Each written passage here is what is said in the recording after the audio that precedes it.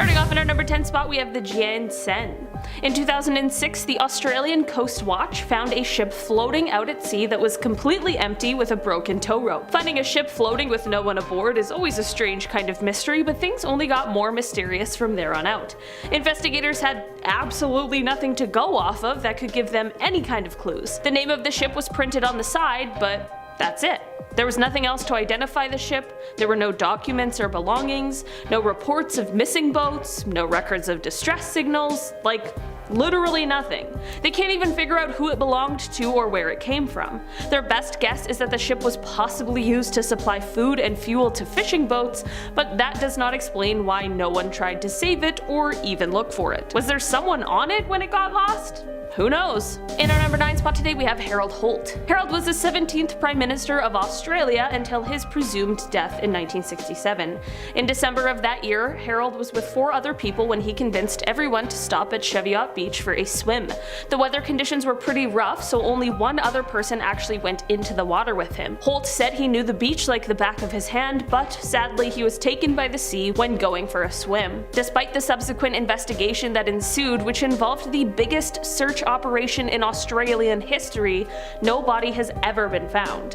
The disappearance has been the source of mystery since the day it happened, with many conspiracy theories being created around it. Some believed he faked his own death, while others believe he was killed by the CIA, and of course there are people who believe that it was simply just a case of getting caught in a riptide. Whatever truly happened here may be a mystery, but it is also an extreme tragedy. In our number 8 spot today, we have Jelly Rain. Back in 1994, residents of Oakville, which is a small city in Washington, reported a series of mysterious translucent gelatinous blobs covering the ground.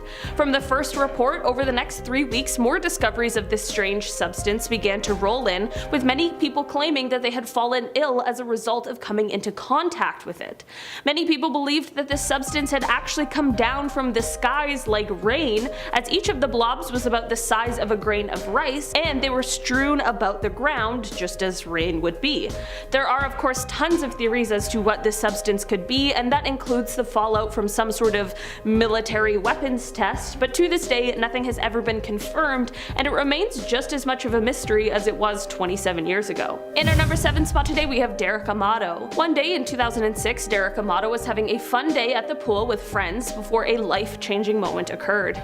Derek yelled for his buddy to pass him the football as he dove into the pool, but just one moment later, Derek had found his head hitting the concrete floor of the pool so hard that he gave himself an extremely severe concussion. The injury caused him to lose 35% of his hearing in one ear and left him with headaches and memory loss, but also a newfound ability.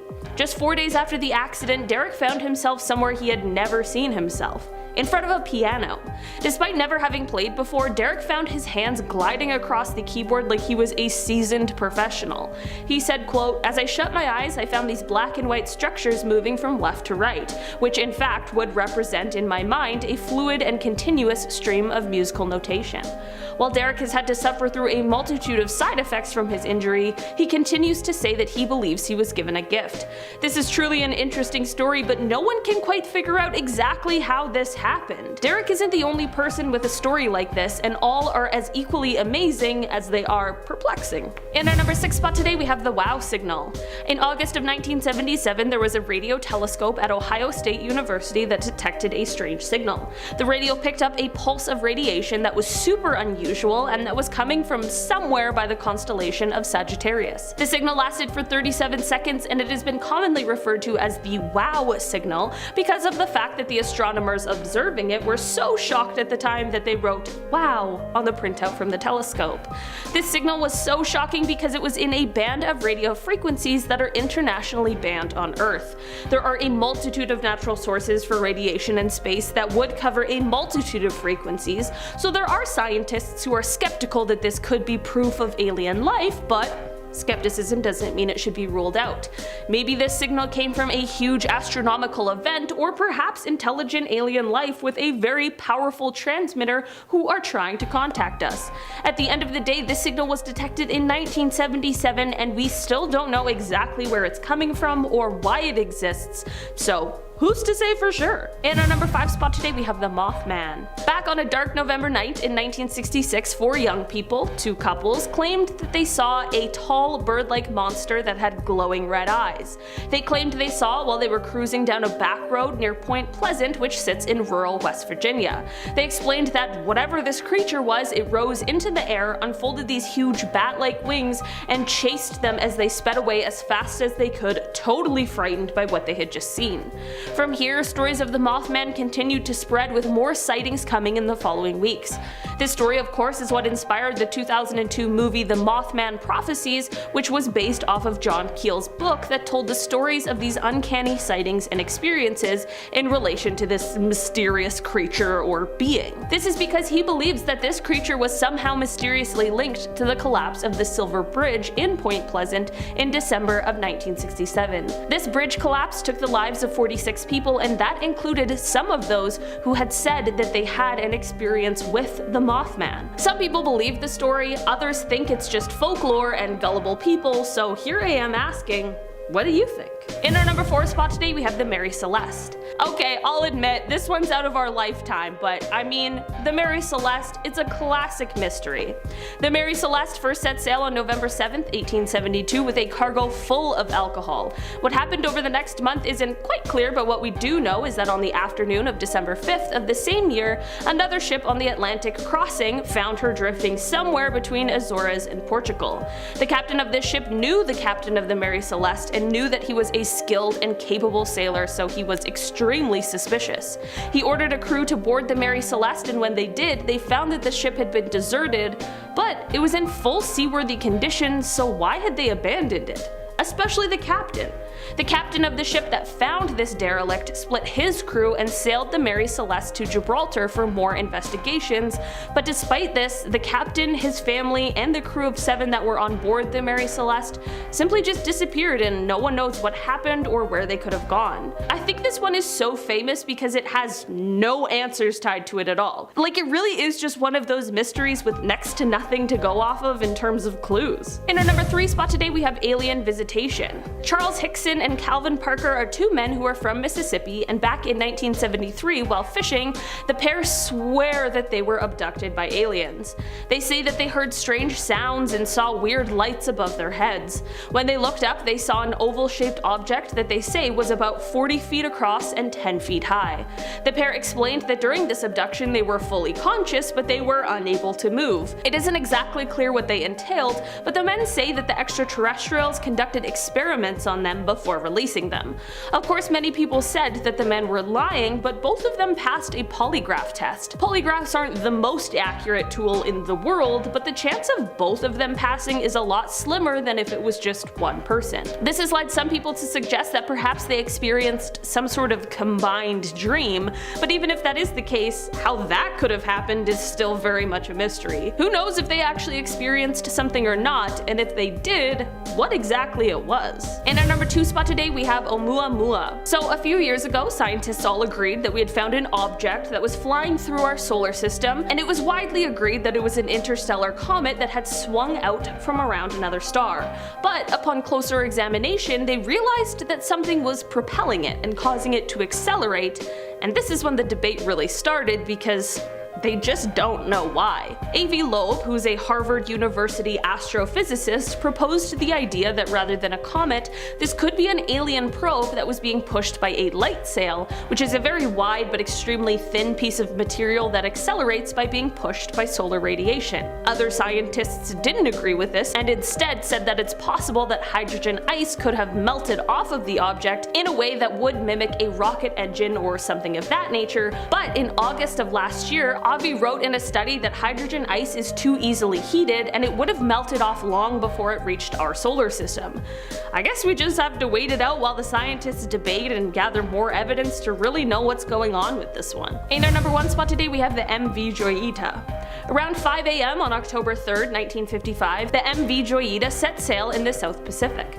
The voyage was meant to take between 41 to 48 hours, but by October 6th, the ship hadn't turned up at its destination. No ship or land-based operator reported receiving any kind of distress call from the crew, so a search and rescue mission was immediately launched. From October 6th to October 12th, the search covered roughly 100,000 square miles, but alas, no one nor the ship were found.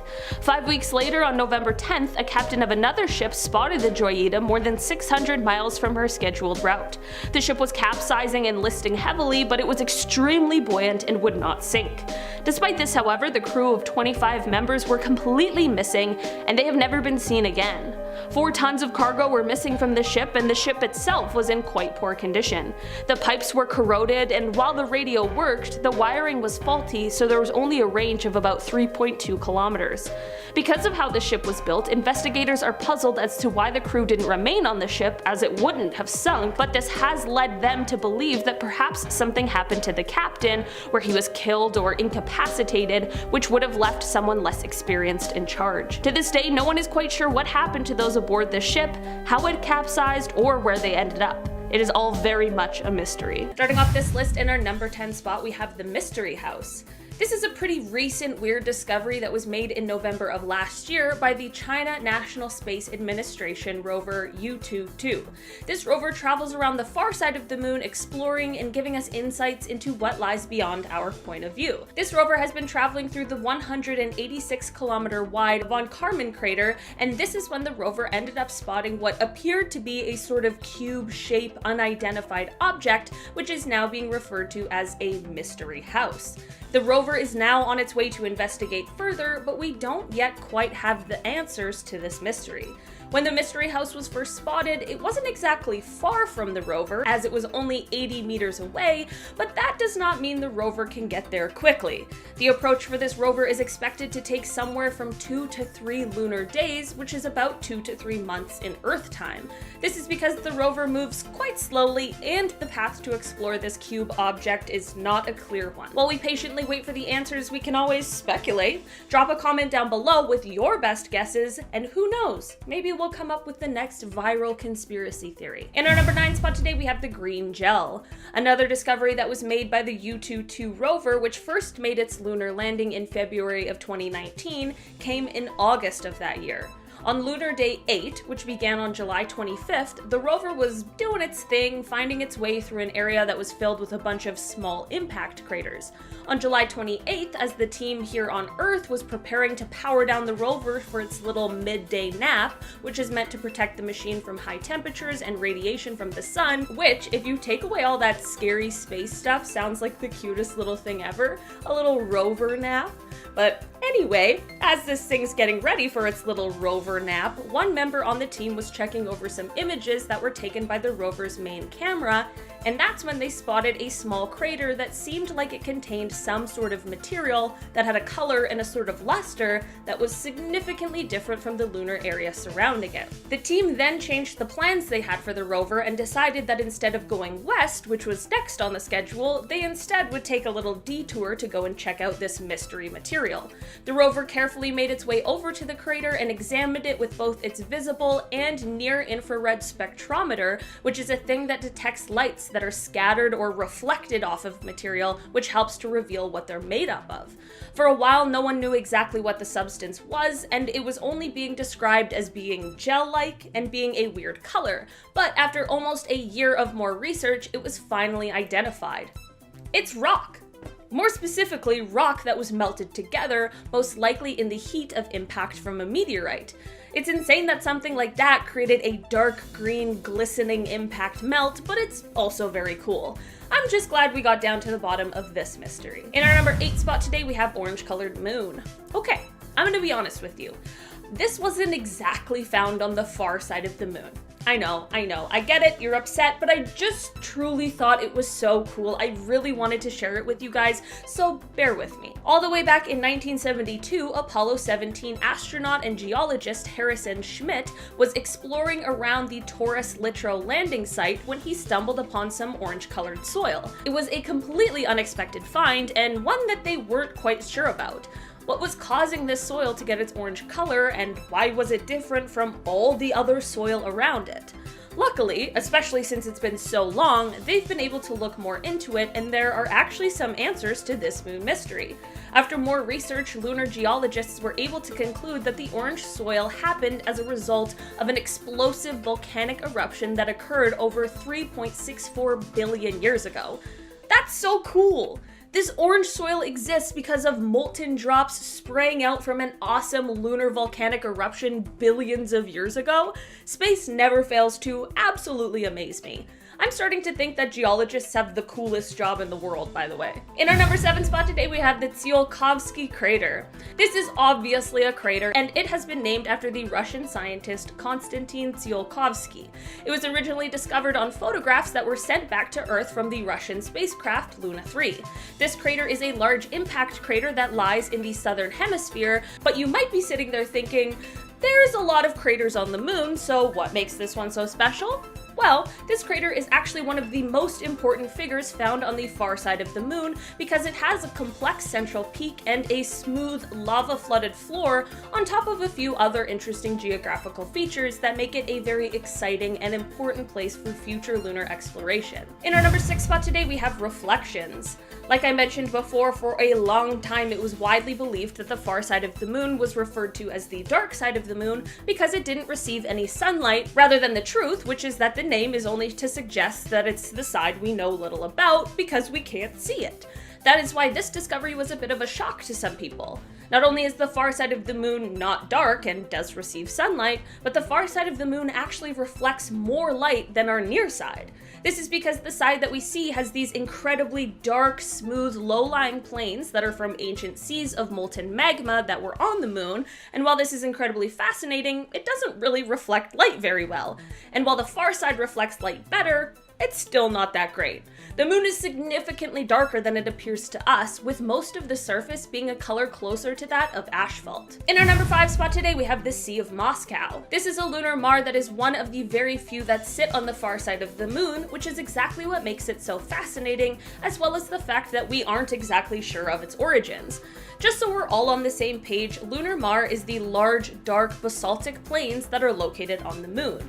The basaltic plains are of course made up of basalt, which is a result of the rapid cooling of low viscosity lava that is rich in magnesium and iron that is at the surface or very near to the surface, and this appears both on the Earth and on the moon. For a while it was believed that this was formed due to some ancient volcanic eruption, but there is also speculation that it may have been from a meteorite cluster impact instead. Either way, whichever is responsible for this lunar mare, the moon sure was having a very stressful time. In our number 4 spot today, we have the Crust. Remember how people used to believe that there was a face on the moon? Well, that was thanks to that lunar mare we just talked about. So while the Sea of Moscow and things sort of similar do exist on the far side of the moon, there really isn't a lot of Maria on the side that we can't see. What was called the Lunar Far Side Highlands problem became a thing of human interest in 1959 when that Soviet Luna 3 was able to send the first images of the dark side of the moon all the way back to Earth. On the side of the moon we can see, the near side, we see a lot of variation in coloring, and that is due to this Maria. This knowledge is what led to scientists being shocked when they first saw the other side. The far side, because the far side doesn't look the same as the near side at all. While a lot of the near side is Maria, the far side is mostly mountains and craters, and this led to the question and mystery of why. For 55 years this question plagued researchers, but now we think we may have an answer. Scientists realized that this difference and the reason for the lack of Maria might just be due to the difference in the crustal thickness of the side of the moon we can see and the far side, and this is just the consequence of how the moon originally formed. The most widely accepted answer of how the moon formed is the idea of some sort of Mars-size object slamming into Earth shortly after the planet came into existence, and this gigantic impact flung a bunch of stuff out into space, and this would eventually form our moon. That's like the very basis of the theory. So after this impact, the moon and Earth were both super hot, like so hot that parts of them vaporized, which created a disk of rock, magma, and vapor found around the Earth. Then, since the moon is smaller, it cooled faster, but the moon used to be like 20 times closer to us than it is now, so the far side of the moon cooled faster than the near side, and this created a difference in temperature between the two halves, which then led to impact the crustal formation on the moon. That was a lot of info, but how crazy is that? I always find it so interesting to learn about how each and every step in the formation of our solar system has affected the way things are in ways we don't even really fully realize. In our number 3 spot today, we have craters. Okay, so now we know about why one side has more Maria, but now, why does the far side have more craters than the near side? For a while, people thought this was because the Earth was acting as a sort of shield for the moon, but we now know that that is not true. The Earth only obscures about 4 square degrees out of 41,000 square degrees of the sky that can be seen from the moon, so obviously this means that the Earth is actually a terrible shield for the moon. This is what led researchers to believe that lava flows are more likely responsible, and this definitely goes back to the crust as well and the origins of the moon that we just discussed. The crust of the moon mostly consists of plagioclases, which were formed when aluminum and calcium condensed and combined with silicates in the mantle of the moon. Like we talked about earlier, since the far side was, well, further from the super hot, slower cooling Earth side after that big impact, these elements cooled sooner and the crust that formed was thicker. So when meteor impacts happened on the near side of the moon, there was a more likely chance of them cracking into the thinner crust, which then releases the basaltic lava. But on the far side of the moon, the thicker crust puts up much more of a fight, and now the moon is just left with these cool battle scars. In our number 2 spot today, we have the South Pole-Aitken Basin. Speaking of craters on the far side of the moon, this one is an immense impact one.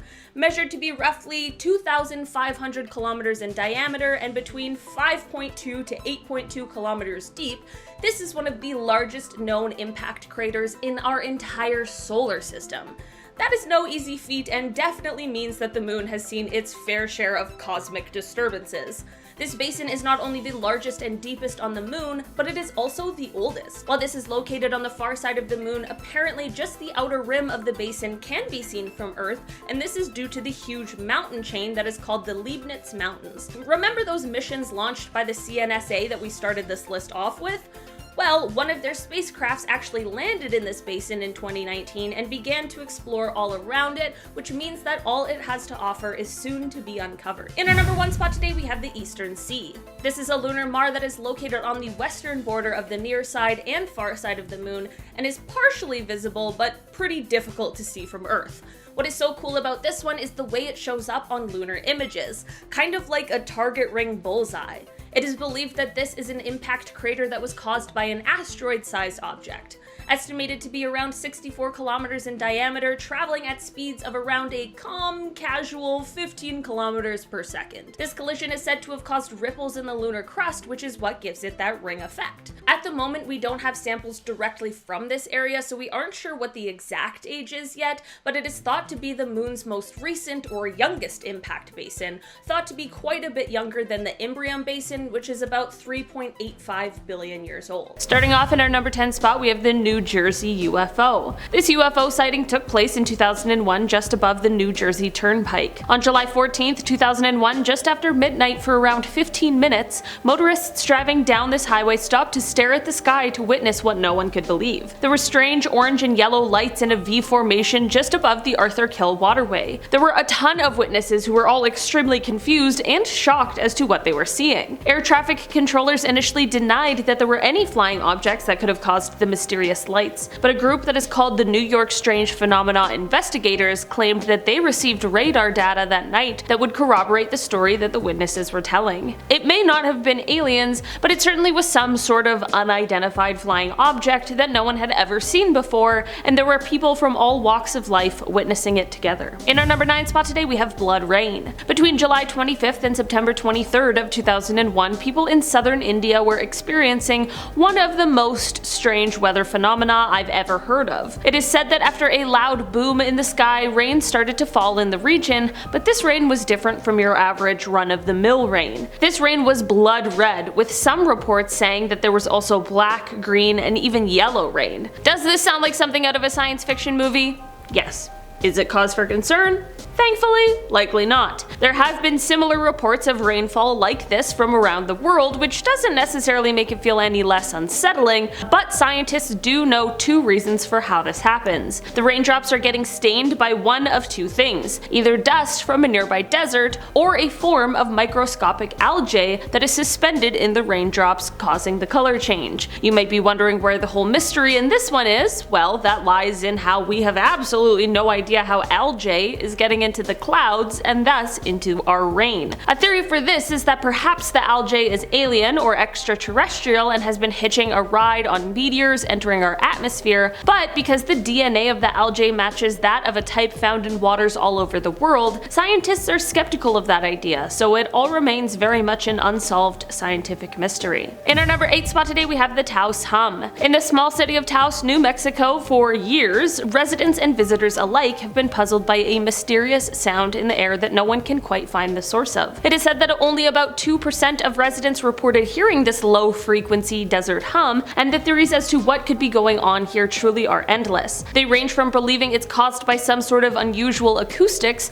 all the way to mass hysteria and other far more sinister top-secret theories. Things are further confused by the fact that those who hear the sounds actually hear many different sounds, meaning that it might be more of a subjective experience rather than an objective sound. At this point, it is so unclear we may never truly get any kind of answer that we're looking for. In our number 7 spot today, we have Witchcraft. This story is one that is so strange and mysterious and unsettling that I haven't been able to stop thinking about it since the first time I heard it. On December 22nd, 1967, a cabin cruiser called Witchcraft left from Miami with 2 people on board. The 2 men were taking a trip so that they could enjoy the Christmas lights on a 23-foot luxury yacht, truly living the dream. That all changed very quickly, however, when the men were just 1 mile offshore and the Coast Guard received a call from the captain stating that they had struck something. He said that there was no substantial damage, but still, hitting something is usually not great. The Coast Guard set out immediately to help tow the ship back to shore, and it didn't even take 20 minutes for him to arrive, but when he got to the location, he couldn't spot the Witchcraft anywhere. The area that was indicated as the ship's location was completely deserted, and there was no indication that anyone had been there even recently. What is extra strange about this is that not only was the ship apparently virtually unsinkable, but there were also numerous flotation devices and life rafts,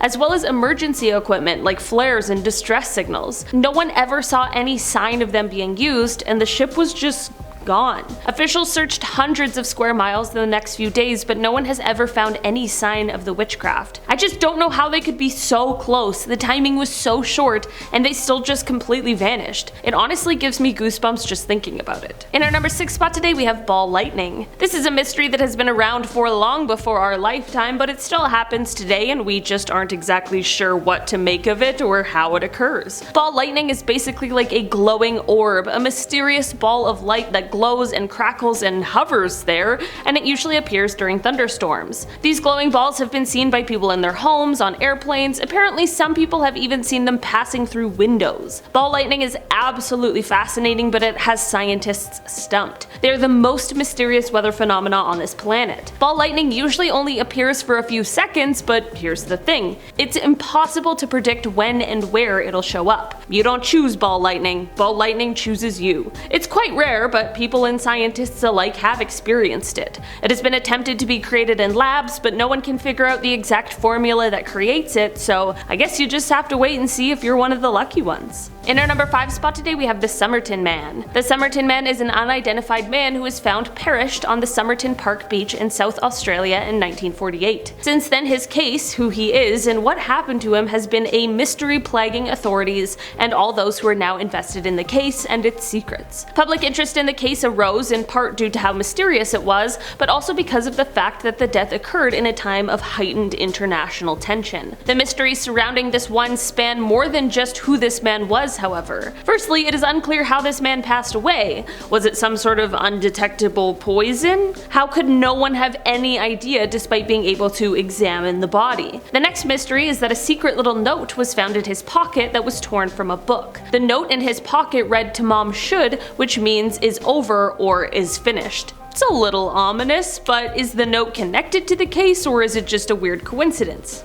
We don't know. Earlier this year, the body of the Somerton Man was actually exhumed in order for DNA testing to be done, as we of course have much more technology and DNA databases than we did at the time of his burial. While we haven't had any updates yet, maybe this exhumation means that this one isn't impossible to solve?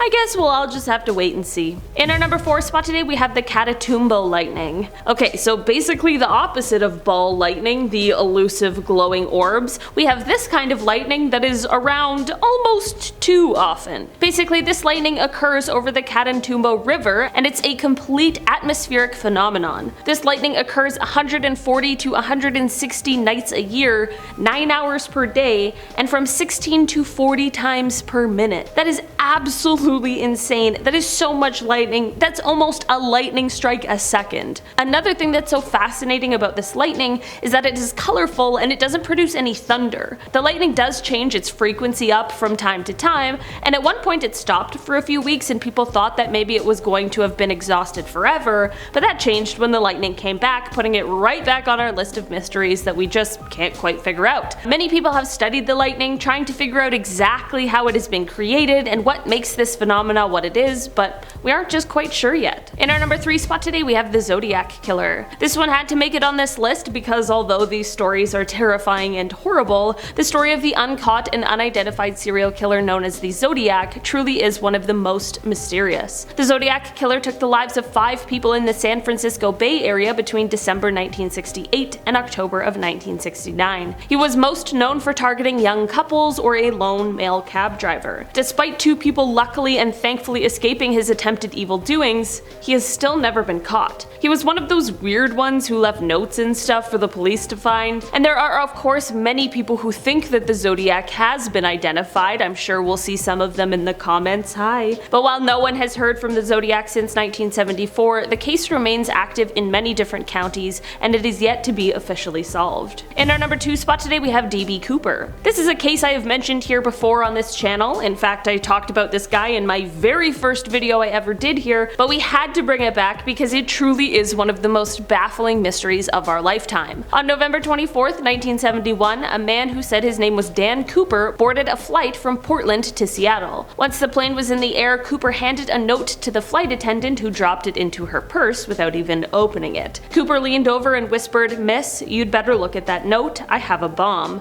which is probably number 1 on the list of the top 10 things no flight attendant ever wants to hear. After showing her the bomb, he began to list his demands, which were $200,000, 4 parachutes, and a fuel truck standing by in Seattle to refuel the plane for when they arrived. At 5:39 p.m., the aircraft landed at Seattle-Tacoma Airport. After receiving the items he had requested, Cooper ordered all the passengers and some of the flight attendants to leave the plane. The plane then took off again, and when it landed in Reno, Nevada, Cooper wasn't on it. The search for Cooper was one of the most extensive in US history, but he has never been located, and no one knows who he really was or what happened to him after this whole ordeal. Maybe DB knew something we all don't and he vanished into another universe? If so, why did he have to hijack a plane to do so? It truly is one of our biggest mysteries that may never get solved. In our number 1 spot today, we have the USS Princeton UFO. This is a UFO sighting that comes from 2004. On November 14th of that year, the USS Princeton noticed an unknown aircraft of some sort that was about 100 miles off of the coast of San Diego. For 2 weeks prior to this, the crew had been tracking a strange flying object that would start out at around 80,000 feet